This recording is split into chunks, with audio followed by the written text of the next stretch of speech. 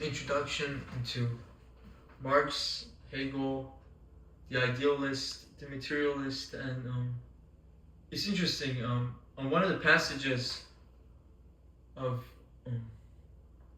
Alfred North Whitehead says that all philosophy is really a footnote to Plato, and it's interesting because to trace the genealogy of Marx and Hegel and is first to emphasize their method, and both Hegel and Marx are what we call universalist theories about history. They argue that history is not cyclical, it's teleological, and the early Marx was a Hegelian humanist, but the later Marx was a value-free scientist, and to understand Marx, one need understand Hegel, and to understand Hegel, one need understand Kant. And the core project of Hegel was to try to propose that history is teleological and it's not random. It's not based on patterns of random causality, as opposed to a Darwinian theory that microevolution happens and basic random genetic mutations. The philosophy of right and the phenomenology of the Geist, the phenomenology of spirit, Hegel says that reality is a historical process that changes by dialectical process. The goal is to be conflict-free, but we're doomed to alienation. And this concept of alienation, a lot of philosophers like Hegel and Marx use that it's not psychological, it's ontological, that one of the prevailing hypotheses that dominated the early 19th century and the late 20th century has been this problem of Hegelian and Marxist thesis, in which both Hegel and Marx try to account for human nature and human life, human affairs, in terms of what they call one explanatory theory, universal features of human affairs, that history has established causal components that are inferentially linked. There's one human nature, and the early Marx saw in the vision of Hegel this idea that yes, human beings can be described in terms of one coherent, stable, enduring set of plausible theories that can account for different features of human nature. And whereas Hegel is an idealist, Marx is a materialist, and Hegel explicitly says that there's an unfolding of events is not accident. There's a final telos to history, that we're always moving to higher states of consciousness. That for Hegel, unlike Kant, reason, rationality, Vernunft, can't close the circle of knowledge. That knowledge, self-consciousness occurs through rationality, and the real is irrational, is rational, is real. And while the language might be abstract in Hegel, in complete, what he's trying to say is that history is not accidental, it's not cyclical. There's a telos, there's a purpose.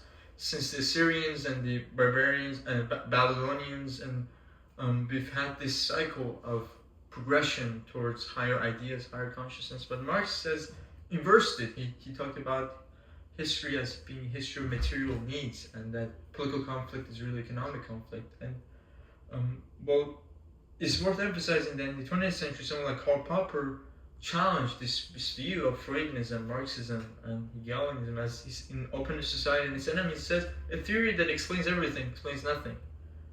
And part of the appeal, part of the moral force of the view of Popper was that if you can in principle extract different features of human beings that don't neatly fit into these universal theories, then they're wrong, because Marxism and psychoanalysis, Popper would say, they're not falsifiable. They're not theories that can in principle subject to empirical questioning, empirical verification. And the Marxist views, I do think, has certain shortcomings. One is an aspect of it that Charles Taylor says most Marxist theories are universally embarrassed of, this messianic aspect, that there's a telos to history, and the submergence and termination of class oppression is a proper end. But no sane person would be convinced of a theory that purports to have an objective account of the telos, or the purpose of human affairs. And we don't notice that human beings are contextual, there's a lot we don't know about them, and their beings are embedded in social context. And one flaw of Marxism is that not all conflict is political conflict. People of different class consciousness can disagree about applied ethics, affirmative action, abortion, wealth distribution. So the instinct to want to offer a unitary explanatory theory that captures human beings in just one complete overarching capacity is just it's a fool's errand. And it's amusing that no sane Marxist would even disagree with the fact that the major problem in Marxism is that it assumes that human beings are really historical products, reflections of their environment. That we're, as Antonio Gramsci says, we're like malleable cogs in a machine. And if that is true, then there's no inner instinct for freedom. If human beings are just not, you can mold them to whatever you want them to be, then it's not at all plausible they have an inner instinct for freedom. And actually, Mill and Locke and Hobbes and Hume said that there is explicit reason why classical liberalism coincided with empirical philosophy of scientific movement, because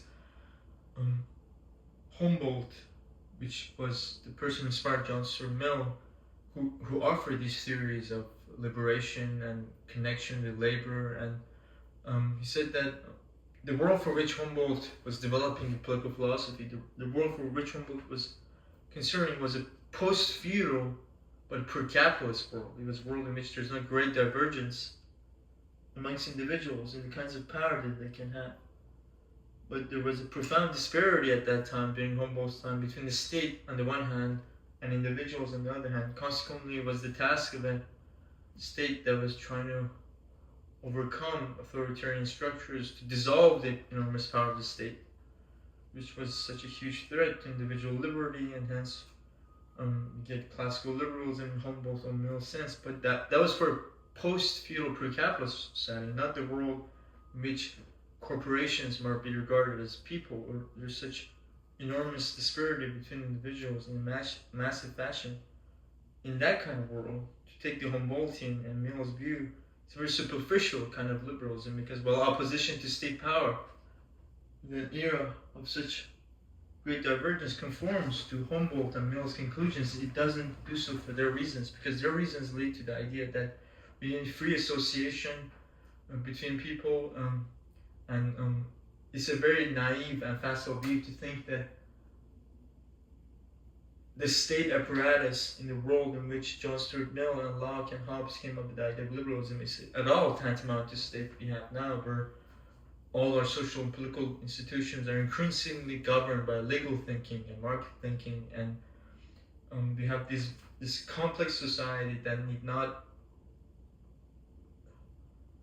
be attuned or adjusted to the theory of Humboldt and Mill, who inspired Marx, and hence I think the distinction between theory and practice is important, because we do continue to think of our political life, our political existence, as related to an equally important question, namely, what is human nature?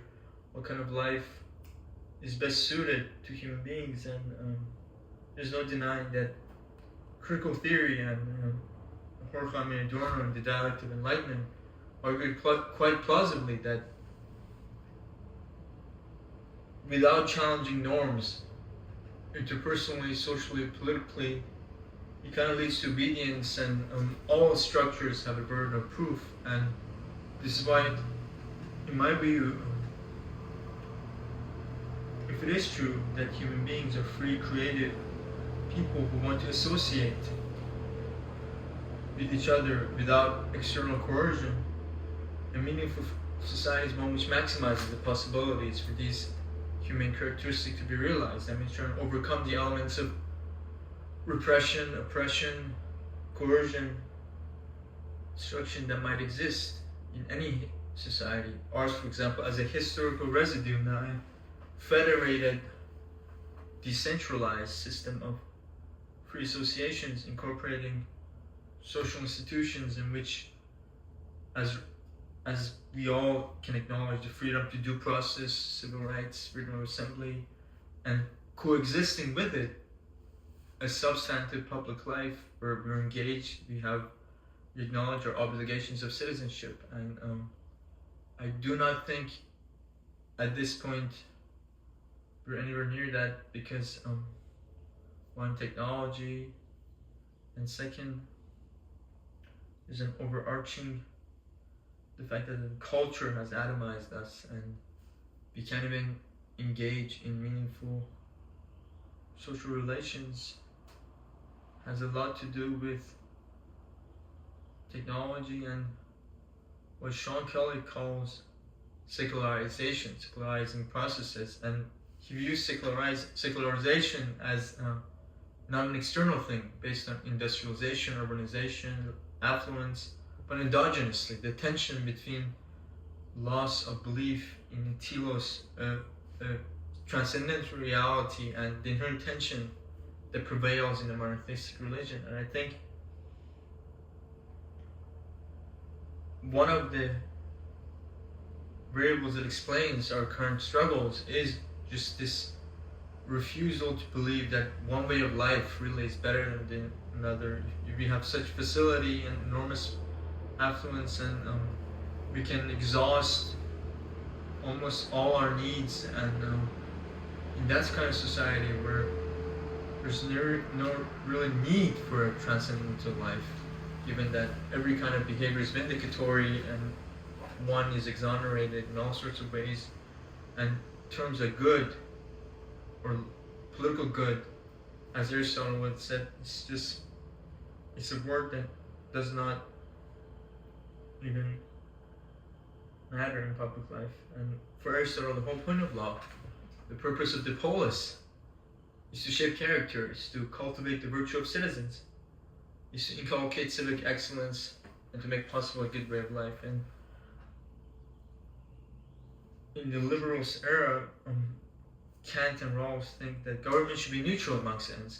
Government should promote a way of life, and